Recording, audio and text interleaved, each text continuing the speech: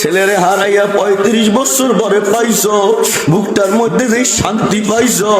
ইউসুফ বাবারে হারাইয়া 35 বছর পরে পাইছো, বুকটার মধ্যে যে শান্তি পাইছো। আমার কোন পথ হারা বান্দা,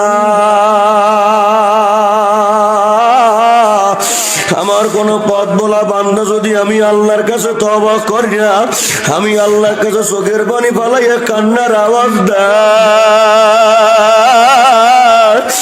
আর যদি বলে মালিক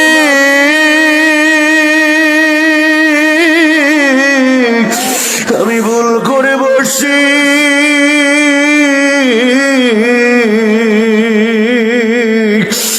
মাফ করিয়া দাও।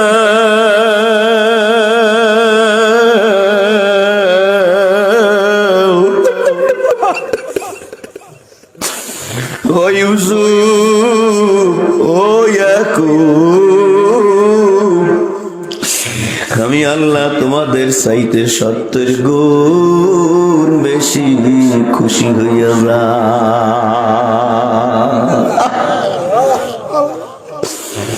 যুবক ভাইরা, বৃদ্ধ বাবারা, গুনার জন্য কি একটুও তোমাদের দিল কান্দে না? আমি তো আমার কথা চিন্তা করি, আমি আমার জীবনে যত গুনাহ করলাম,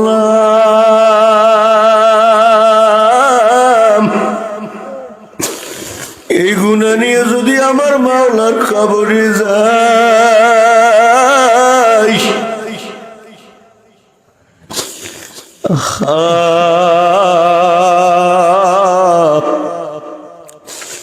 আপনাদের কাছে আমি দোয়া চাই, দুনিয়ায় এমন কোন ইচ্ছা নাই, এমন কোন আশা নাই যে আশা আমার মাওলায় ফুরায় নাই। দুনিয়ায় কোনো কিছুর আফসোস নাই, একটাই দোয়া চাই, আমার মাওলায় যেন মাফ করিয়া দেয়। আসো তওবা করো, আল্লাহর কাছে মাফ চাও, চোখের পানি ফালাইয়া কান্দো। সময় কিন্তু বেশি নাই। আমার মায়ার নবী বলে, কোন ব্যক্তি মরুভূমির বুকে রওনা করছে, কেউ কোনো কথা বললেন না, দিলটা নরম করে দিয়ে হৃদয় জানালাটা একটু খুলিয়া দেন, মনের বুঝান জীবনে কতবার কাঁদছো, মায় মরার সময় কাঁদছো, বাবাই মরার সময় কাঁদছো, ছেলে মেয়ের মুসিবতের সময় কাঁদছো, আমার মাওলার সঙ্গে কবে কাঁদছো, নিজের গুনাহ খাতার জন্য কবে কাঁদছো মনে তো পড়ে না। কিন্তু ওই দিকে তোমার আমার গুনার কারণে যে জাহান্নামের আগুন দাউ দাউ করে জ্বলে, ওই আগুন কিন্তু চোখের পানি ছাড়া নিভবে না। এই জন্য বইরা মাথাটা নয়ে দিয়ে কান্দ। যদি চোখে পানি না আসে, দিলটার মধ্যে জ্বালা পড়া সৃষ্টি করিয়ে দাও, আর মাওলার দিকে দিলটা শুকিয়ে দাও। আল্লাহ আমার কোনো পরিচয় নাই, আমি আলেমও না, আমি বক্তাও না, আমি কিছু না, আমি চাকরিজীবী না, আমি সভাপতি না, আমি খতিব না, আমি সেক্রেটারি না, আমি শিল্পী না, আমি কিছু না, আমি তোমার গোলাম। ওই এই জায়গা থেকে যাইতে চাই, আল্লাহ তোমার গোলাম বানাইয়া বাড়িতে নিও। আহারে, কোন ব্যক্তি যদি মরুভূমির মধ্যে রওনা হয়, মরুভূমির মধ্যে গেছে, তার উট বাহন রাখিয়া তিনি ঘুম পড়িয়ে গেছে, উঠে দেখে যে না, তার সেই কিছুই নাই। কোথায় তার উট কেমনে যাইবে, নিশ্চিত মৃত্যু ছাড়া কোনো উপায় নাই। আবার ঘুমাইয়া গেছে, এরপরে ঘুম ভাঙিয়া দেখে তার উট সব কিছু নিয়ে তার সামনে হাজির হয়ে গেছে। নবীজি বলেন, লাল্লাহু আফরাহু আহাদুকুম, আহারে লাল্লাহু আফরাহু বিতাওবাতি আহাদিকুম মিন আহাদিকুম বিদাল্লাতিহি ইযা ওয়াজাদাহা। ওই ব্যক্তি যদি তার সব কিছু ফেরত পায়, এরপরে যেমন ওই ব্যক্তি যতটা খুশি হইয়া যায়, আমার আল্লাহ, আমার আল্লাহ, আমার আল্লাহ আমার আল্লাহ ওই ব্যক্তির চাইতে অনেক বেশি খুশি হয়। এই জন্য বন্ধুরা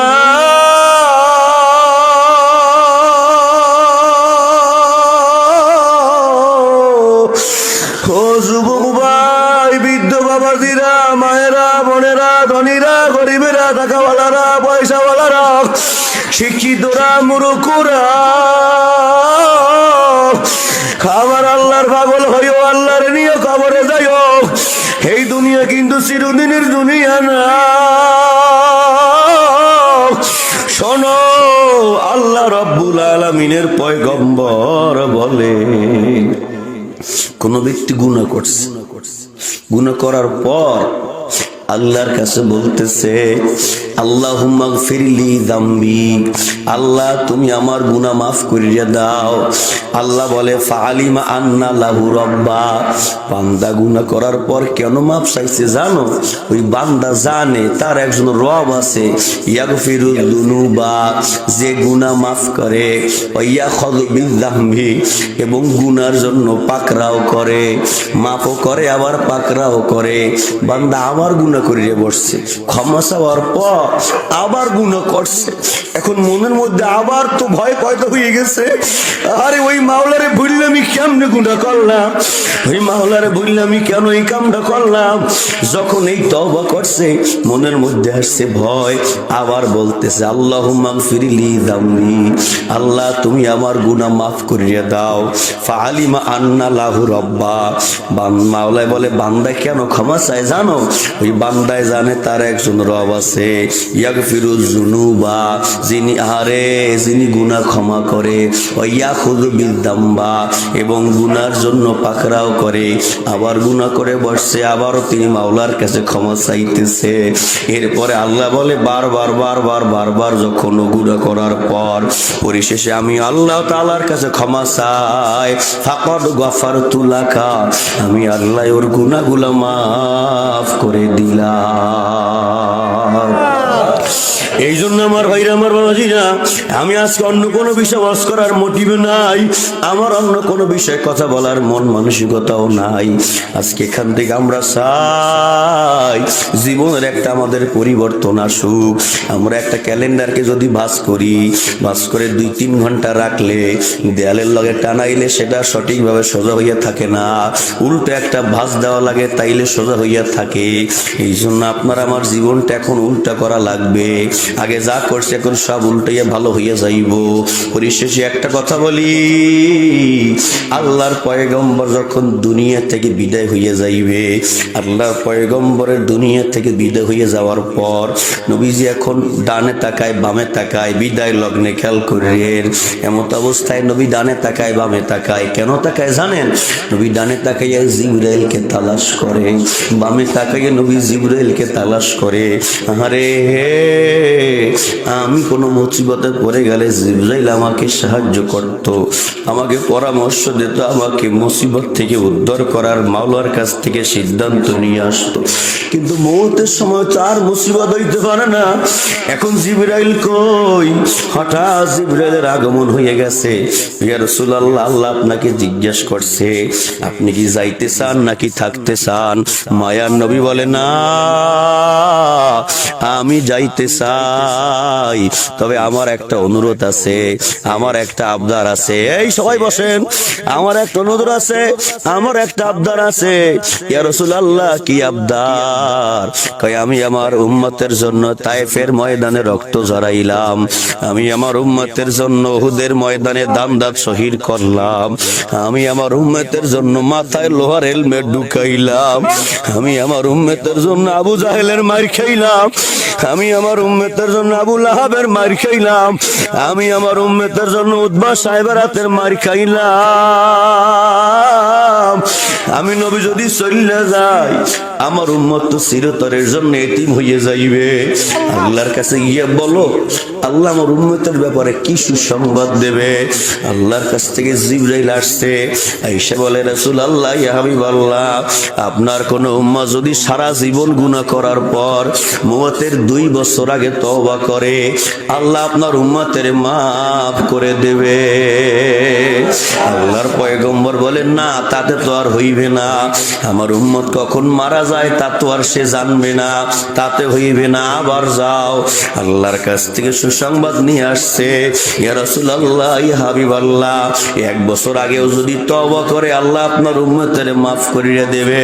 তাও হবে না, কারণ উম্মত কখন মারা যাইবে তা তো জানে না। এরপরে আল্লাহ রব্বুল আলামিনের কাছ থেকে আসছে, আসে বলে ইয়া রাসূলুল্লাহ ইয়া হাবিবাল্লাহ, আল্লাহ রব্বুল আলামিন ঘোষণা করিয়া দিয়েছে, ইন্নাল্লাহা আযজা ওয়া জাল্লা লা ইউকবালু তাওবাতাল আবদি মা লাম ইউগরগির। কোন আল্লাহর বান্দা যদি সারা জীবন গুনাহ করার পর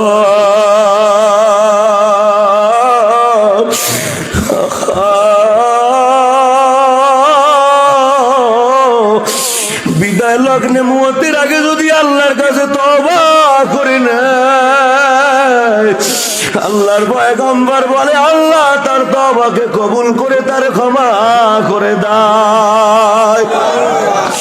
ওরে আল্লাহর বান্দার, আমার ভাইরা, আমার বাবাজিরা, এই জন্য আসুন আল্লাহর কাছে তওবা করে নেন, কখন মারা যাই জানা নাই। আর তওবাকারীর এত দাম, এত দাম, এত দাম। আমি এখান থেকে আপনি যদি তওবা করে বাড়িতে রওনা হয়ে যাইতেই পারি, নিয়ত যদি সহি থাকে রে, বেগুনাহ মাসুম হয়ে বাড়িতে তো যাইবই, মারা গেলে আল্লাহ তাআলা শহীদি মর্যাদা দেবে। এই জন্য বন্ধুরা,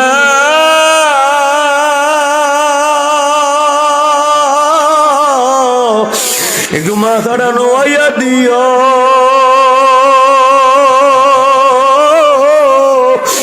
আল্লাহর কাছে তওবা করিও।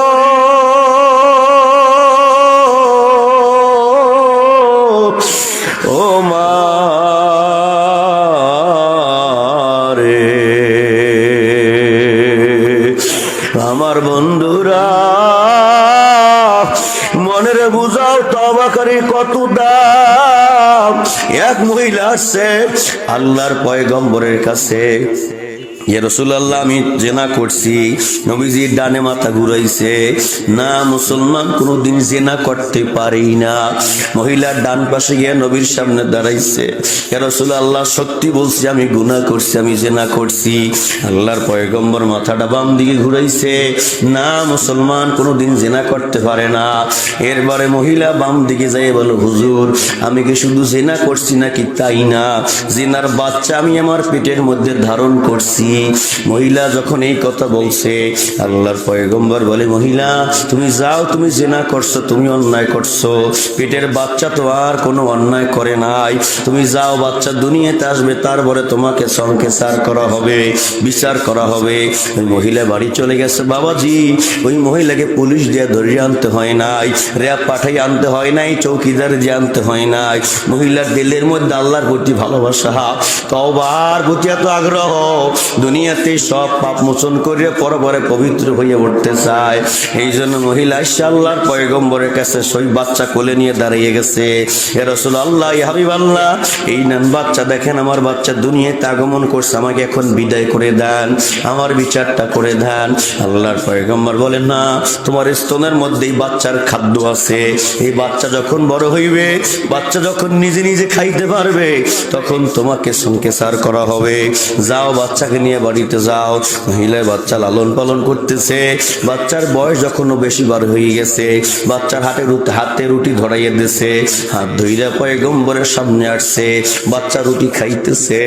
এরপর মহিলা বলে, পয়গম্বর দেখেন এই বাচ্চা এখন নিজে নিজে খাইতে পারে, আপনি আমাকে বিদায় করে দেন।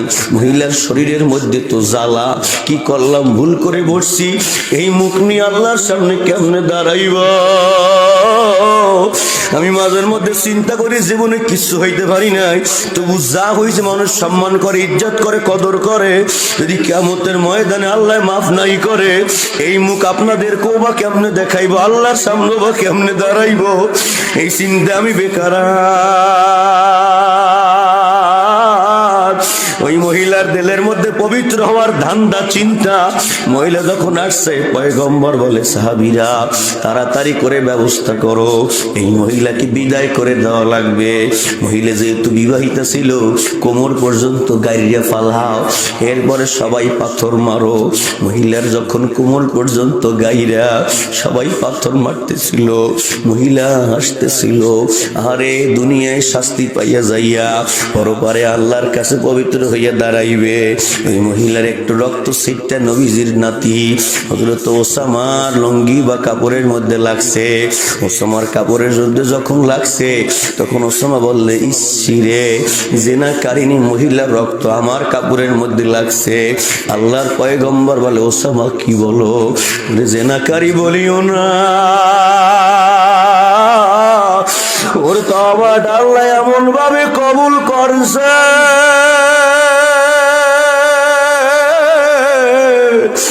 ওরে আল্লাহ এমন কবুল করিয়া নিছে রে।